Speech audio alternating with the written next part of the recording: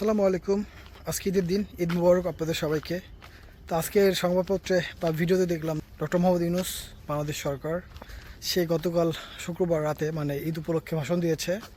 তো সেই ভাষণের মধ্যে সে অনেক কথা বলছে, বাংলাদেশের বর্তমান পরিস্থিতি, বাংলাদেশের রাজনীতি এবং ঈদের শুভেচ্ছা, এবং তার কথার মধ্যে আগামী নির্বাচন নিয়ে কথা আসছে। তারপর তার সরকার কী করতেছে এগুলো নিয়ে কথা বলতেছে, সামনে কী কী ডেভেলপ হবে সেগুলো নিয়ে কথা বলতেছে, এবং আমাদের প্রবাসীদের জন্য কী কী ফ্যাসিলিটি চালু করতেছে, পাসপোর্টের বিষয় বা অন্যান্য আনুষঙ্গিক বিষয়। সে বিভিন্ন রকম কথাবার্তা বলছে। বলার মধ্যে সামনে আগামী নির্বাচন, বিএনপি বলতেছে যে নির্বাচন নির্বাচন নির্বাচন। ক্ষমতা গ্রহণ পরপরই ডক্টর মোহাম্মদ ইউনূস সরকার বলছিল যে 3টা বিষয় নিয়ে তারা সংস্কার করতে চায়, সেজন্য জুন পর্যন্ত সময় লাগবে। তো বিএনপি চাচ্ছে, বাংলাদেশের বৃহত্তম দল বিএনপি, তো এই জন্য এখন, এবং জামাতও বলছিল জানুয়ারি বা ফেব্রুয়ারিতে যদি নির্বাচন হয় বা রোজার আগে বা রোজার পরে, এরকম কিছু বলতেছিল আর কি। তো যাই হোক, গতকালকে রাতে ডক্টর মোহাম্মদ ইউনূস বলছে যে আগামী এপ্রিলের প্রথম অর্ধে, মানে এপ্রিল মাসের প্রথম দিকে আপনার নির্বাচন হবে।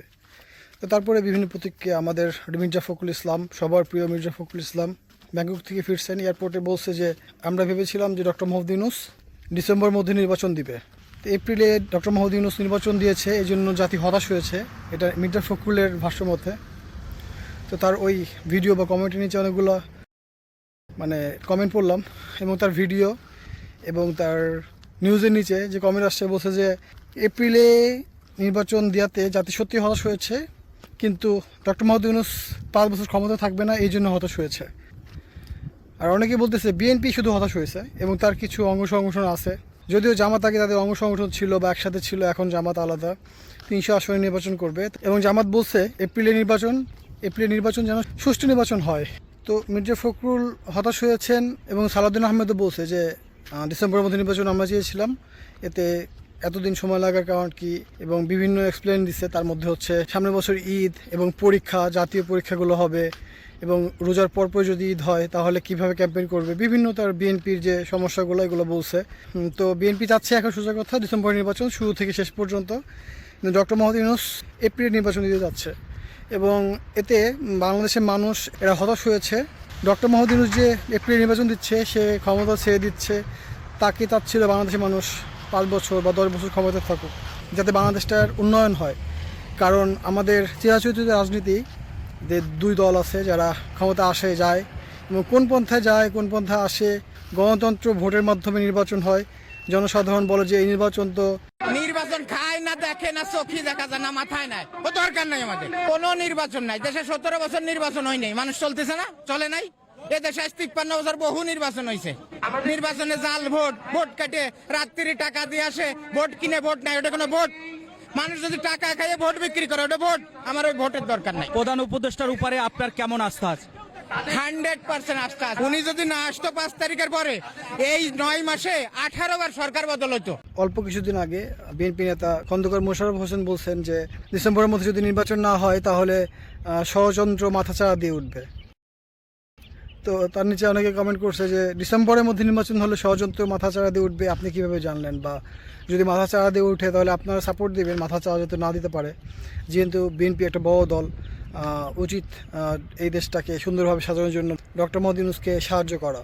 এটা সাধারণ মানুষের কথা না, সাধারণ মানুষ দেখতেছে ডক্টর মোহাম্মদ ইউনূস কীভাবে তার বক্তৃতাগুলো দিচ্ছে, তাকে কিভাবে বিভিন্নভাবে অন্যান্য রাজনৈতিক দল বা বিএনপির কিছু নেতাকর্মীরা ডক্টর মোহাম্মদ ইউনূসকে কীভাবে কথা বলতেছে, তাকে খ্রিস্টান আর অনেক কিছু বলতেছে। তারপর ডক্টর মোহাম্মদ ইউনূসের কোনো কথা নেই, বা তাদের কোনো উপদেষ্টা হয়তো বা একটা প্রেস ব্রিফিং দেয়, এরকম জাস্ট প্রতিবাদ না, জাস্ট প্রেস ব্রিফিং দিয়ে বলা হয় যে এটা না এটা, বা এরকম হইতে পারে। কিন্তু তাকে কিন্তু প্রধান শত্রু বানিয়ে নেওয়া হয়েছে, কিন্তু শত্রু যাকে শত্রু বলা হচ্ছে ডক্টর মোহাম্মদ ইউনূস, সে কিন্তু এই কথাগুলোর বিপক্ষে কোনো কথা বলতেছে না। এই জন্য বাংলাদেশের মানুষ এখন ডক্টর মোহাম্মদ ইউনূসকে পছন্দ করতেছে। কারণ হচ্ছে দেখেন, কোনো সরকার ক্ষমতা ছেড়ে দিবে বা ক্ষমতা চলে দিতে চায়, এরকম তাদেরকে রাখতে চায়। আমরা যারা বাংলাদেশি বিদেশি আছি তারা তাকে ক্ষমতায় রাখতে চাচ্ছি। আমি গতকালকে একটু বাজার করতে গেছিলাম একটা হালাল শপে, তো সেও বলতেছে সে বিএনপি করার জন্য দেশে থাকতে পারে নাই, সে অনেক সমস্যায় পড়ছে। এখন সেই লোক বলতেছে যে আমি বিএনপিকে অপছন্দ করি। আমি বিএনপিকে পছন্দ করি, কিন্তু বিএনপির বর্তমান যে অ্যাক্টিভিটিস এটা আমি অপছন্দ করি। এই ভাইটা বলতেছে সে বিএনপি করে, কিন্তু সে বিএনপিকে এখন চায় না। বাংলাদেশের মানুষ যারা এখন রাজনীতি না করে, বাংলাদেশে যারা বিএনপি বা আওয়ামী লীগ বা কোনো রাজনীতি দলের সাথে জড়িত না, তারা এখন ডক্টর মোহাম্মদ ইউনূসকে চায় এবং এই সংখ্যাটা সব থেকে বেশি।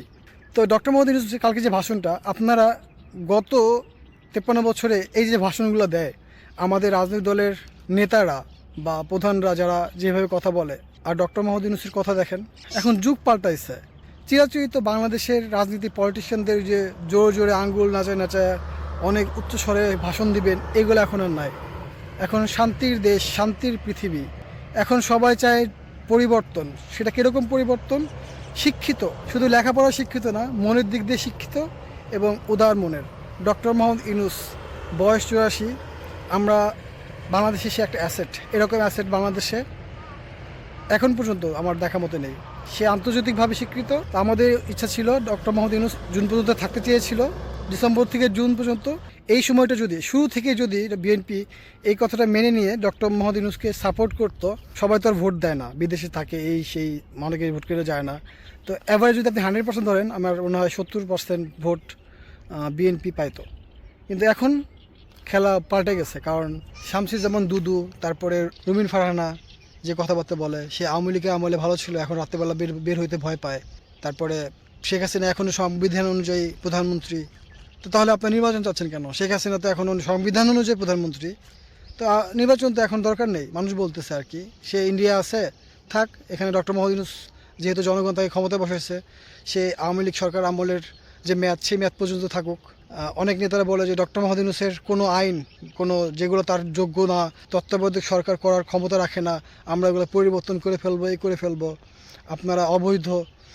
তো একটা বিষয় হলো যে ডক্টর মোহাম্মদ ইউনূস যদি অবৈধ হয়, কিন্তু পরবর্তী সরকার যে ক্ষমতা আসবে সেও কিন্তু অবৈধ হবে। রাজনীতিবিদরা কথাবার্তা বলে, বুদ্ধিমান অনেক পলিটিশিয়ান, অনেক বড় ব্রেনই মানুষ তারা, কিন্তু এগুলা মানুষ ভাবে। কিন্তু এখন আমি সব ভিডিওতেই বলি, মানুষ এখন আর বোকা নাই। আপনারা ভাবেন যে বাংলাদেশের মানুষ রাজনীতি বোঝে না, রাজনীতি সবাই বোঝে এখন। এটা আমার কমন কথা, সব ভিডিওতেই বলি। এপ্রিলে ডক্টর মোহাম্মদ ইউনূস ক্ষমতা ছেড়ে দিতে যাচ্ছে, নির্বাচন দিতে যাচ্ছে। অ্যাজ এ বাংলাদেশ হিসেবে এটা আমার ভালো লাগতেছে না। মির্জা ফখরুল বা বিএনপি নিয়ে তারা বলতেছে জাতি হতাশ হয়েছে। জাতির মতন, আমার মতন মানুষ কোটি কোটি আছে বাংলাদেশে, যারা ডক্টর মোহাম্মদ ইউনূসকে ক্ষমতায় রাখতে চায়। তো এখানে এই কোটি কোটি মানুষ জাতি, এটাও জাতির মধ্যে পড়ে। হ্যাঁ, আপনি বলতে পারেন বিএনপি জাতির হতাশ হয়েছে, এটা মানতে পারি। বিএনপি জাতি হতাশ হয়েছে, নির্বাচন ডিসেম্বর কেন, এখন দিলে আপনার ক্ষমতা আসলে খুব ভালো হয়। ডক্টর মোহাম্মদ ইউনূসের কথা শুনলে, কালকে যে কত 40 না অনেক 50 মিনিটের মতন অনেক বড় একটা ভিডিও, এটা আমরা মনোযোগ দিয়ে শুনছি। তার কথাগুলো শুনলে পরে শুনতে মন চায়। শিক্ষিত মানুষ তো, শিক্ষিত বলতে বুঝান নাই, ওই শিক্ষিতর মাথা আর কি। মানে এরা তো সত্যিকারের শিক্ষিত মানুষ, এদের কথার মধ্যে অনেক কথা থাকে। এরা আপনাদের মতন ওই পচা নোংরা কথাবার্তা বলে মানুষকে করে না। এরা যদি কিছু করেও বুদ্ধি দিয়ে কাজ করবে। এরা ওই নষ্ট কথা বলে শুধু শুধু নিজেদের ইমেজ নষ্ট করে না, সাথে সাথে দলের ইমেজটা নষ্ট করে না। এই বিএনপি কিছুক্ষণ আগেও তো বললাম ক্ষমতায় আসতো সুন্দরভাবে, কিন্তু আজকে এই রাজনীতি চেঞ্জ করে দেওয়ার কারণে দুদু, তারপরে যে রুমিন ফারহানা, তারপরে মির্জা ফখরুলের কথাবার্তা, এগুলোর জন্য বিএনপি এখন আপনার আওয়ামী লীগ হয়ে গেছে। সত্যি আওয়ামী লীগ হয়ে গেছে। এটা সাধারণ মানুষের কথা। আপনারা নিজের কমেন্ট দেখেন, বিএনপির ফেসবুক কমেন্ট দেখেন। আওয়ামী লীগরা মানে যেমন অপদস্থ হয়েছে, আওয়ামী লীগরা পোস্ট দিলে নিচে হাহারিয়ে একটা কথাবার্তা এগুলো বলতেছে সাধারণ জনগণ। এগুলো যদি আওয়ামী লীগের মতন বলেন জামাত শিবির বলতে পারেন, জামাত শিবির যদি এত মানুষ হয় তাহলে জামাতি ক্ষমতা আসুক। কারণ আওয়ামী লীগের আমলে বলছে জামাত শিবির এগুলো করে। এখন আপনারা যদি বলেন আর কি, আপনারা বলেন নাই, বললে তো তাহলে ভাববো যে বাংলাদেশে জামাত শিবিরই নেক্সট টাইম ক্ষমতায় যাবে। তো বাংলাদেশে এই বিএনপিকে এই পজিশনে আনার জন্য খালেদা জিয়ার ইমেজ যে ছিল, জেলখানায় ছিল, তারেক রহমান লন্ডন থেকে কথাবার্তা বলতেছিল, তাকে কিন্তু মানুষ পছন্দ করতো, এখনও করে। কিন্তু এই যে লোকগুলো যদি থাকে বিএনপিকে কিন্তু মানুষ পছন্দ করবে না। এটা সাধারণ মানুষের কথা। বিভিন্ন মানুষ বলে, আপনাদের ফেসবুকে নিচে দেখলে বুঝবেন। সাধারণ মানুষ, রিক্সাওয়ালা, ভ্যানওয়ালা, যারা রাজনীতি করে না, তাদের কথা এগুলো আপনারা খেয়াল করে দেখবেন। তো ওদেরকে গালাগালা করে থ্রেড দিয়ে ভিডিও কমেন্টে নিয়ে এসে লাভ নাই। সাধারণ কথা, সাধারণ মানুষ যেটা বলবে সেটা মানতেই হবে। সাধারণ মানুষের কথা কখন আপনার আটকে রাখতে পারবেন না, সে দেশ থেকে বলুক আর বিদেশ থেকে বলুক। গুম হয়েছিলেন 9 বছর যে নেতা, সে নেতা গুম কমিশনে তার আবেদন না করেই আপনার বলছে যে আবেদন করছিলাম, তার লয়ার বলছে। পরবর্তী যখন পিনাকি ভট্টাচার্য ভিডিও বানাইলো, তখনই আপনারা যে গুম কমিশনে যে আপিল করলেন মানুষের মনের কথা। মির্জা ফখরুল কিন্তু যখন ক্ষমতা ছিল না, মানে এখন ক্ষমতা আসবে, তো আওয়ামী লীগের সময় বলতে মানুষের ভাষা বুঝেন, মানুষের লেখনী বুঝেন। তো দয়া করে মির্জা ফখরুল সাহেব এবং বিএনপির যারা নেতারা আছেন, আপনারা মানুষের লেখা বুঝেন, মানুষের কথা বুঝেন, মানুষের চোখের দিকে তাকান, তাহলে বুঝতে পারবেন।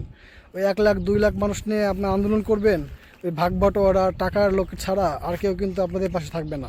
এখন নাই, অলরেডি কিছু মানুষ আছে, সেগুলো হলো আপনাদের ভাগ বাটোয়ারা টাকা নেওয়ার জন্য।